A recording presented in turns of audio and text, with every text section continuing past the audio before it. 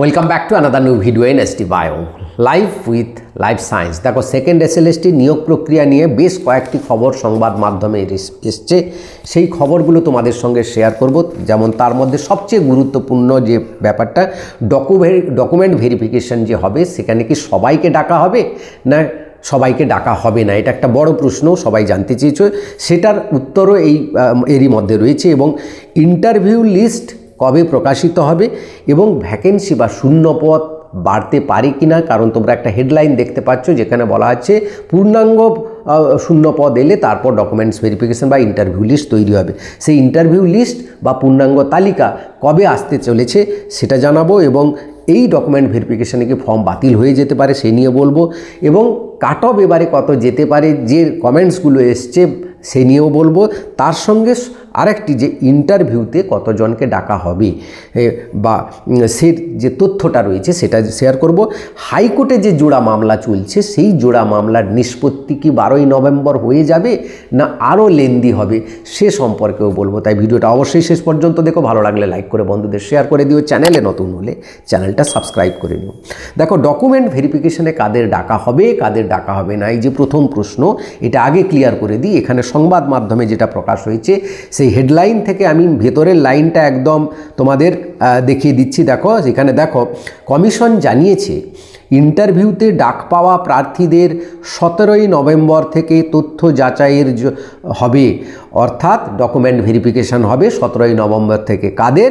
যারা ইন্টারভিউতে ডাক পাবে, অর্থাৎ 17 তারিখের আগে ইন্টারভিউ যে তালিকা সেটা কিন্তু প্রকাশ করতে হবে এসএসসিকে। সেটা কবে হতে পারে না, সেটা তার আগে ভ্যাকেন্সি লিস্ট তৈরি করতে হবে।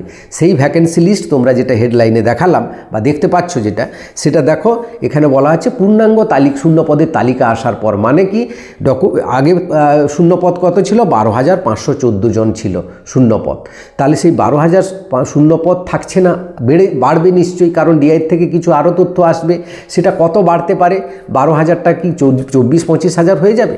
একদমই হবে না, এতটা বাড়ে না। সাবজেক্ট ওয়াইজ কিছু কিছু বেড়ে ম্যাক্সিমাম ধরলাম 12,000 থেকে সেটা 15,500 মতো হবে শূন্যপদ। এখন 12,514 পদ যে আগে ছিল সেই অনুযায়ী যদি 1.1:6 রেশিওতে ডাকা হয়, সেখানে 20,000-এরও বেশি কিছু প্রার্থীকে ডাকা হবে। কিন্তু এটা যদি 15,500 হয়ে যায় শূন্যপদ, তখন কিন্তু 25,000-এর প্রার্থীকে ডাকতে হবে ইন্টারভিউতে।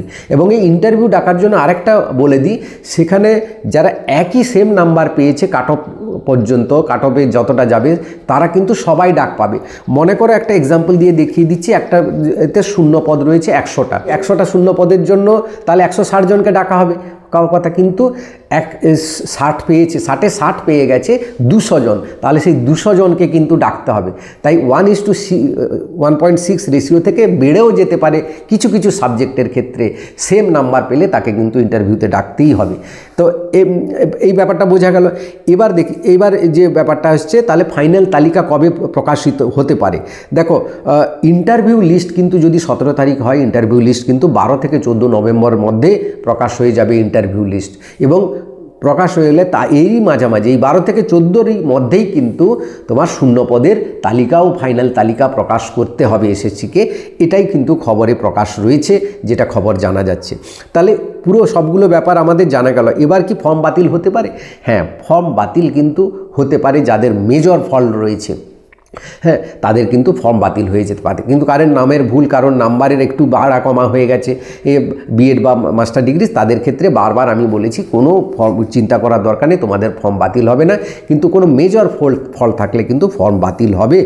এবার আসি কাট অফ নিয়ে। দেখো, কাট অফ নিয়ে অনেকেই চিন্তা করছো, কিন্তু কাট অফ নিয়ে আমার পরবর্তী ভিডিও আসছে। আমার সাবজেক্ট টিচাররা যারা রয়েছেন তারা এই বিষয়ে রিসার্চ করছেন, আমি তো সবগুলো দিতে পারবো না সঠিকভাবে। তো এবং আমার এক বন্ধু রয়েছে যে এসএসসির জন্য কোচিং সেন্টার চালায়, আমি তাকেও গুরুত্ব দেবো বেশি করে, কারণ তার আইডিয়াটা সবচেয়ে বেশি রয়েছে। সবার আইডিয়া নিয়ে আমি কাট অফটা দেবো নেক্সট ভিডিওতে। তো ম্যাক্সিমাম কমেন্ট যা দেখলাম 47 থেকে 57-এর মধ্যে ম্যাক্সিমাম নাম্বার ঘোরাঘুরি করছে।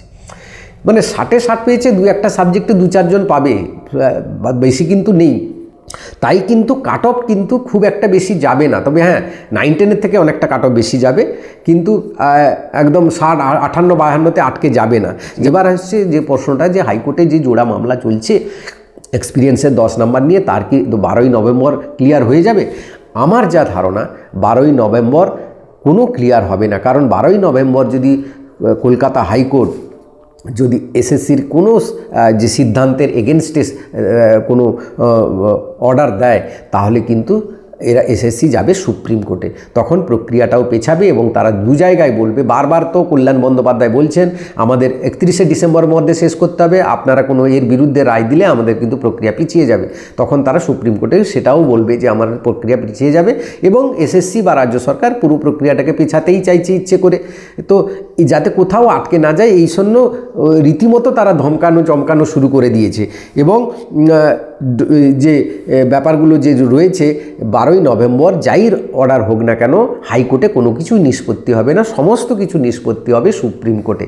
তাই 12ই নভেম্বর হাইকোর্ট যদি এসএসসির ফরের অর্ডার দেয় তাহলে ঠিক আছে, এসএসসির এগেনস্টে অর্ডার দিলে 10 নাম্বার নিয়ে যেটা বলছি, এসএসসির এগেনস্টে অর্ডার নিয়ে সুপ্রিম কোর্ট পর্যন্ত যাবে এবং সেই দিকে আমাদের তাকিয়ে থাকতে হবে। তো এই ছিল আজকের ভিডিওটা ভালো লাগলে সবাইকে শেয়ার করে দিও। Thank you for watching.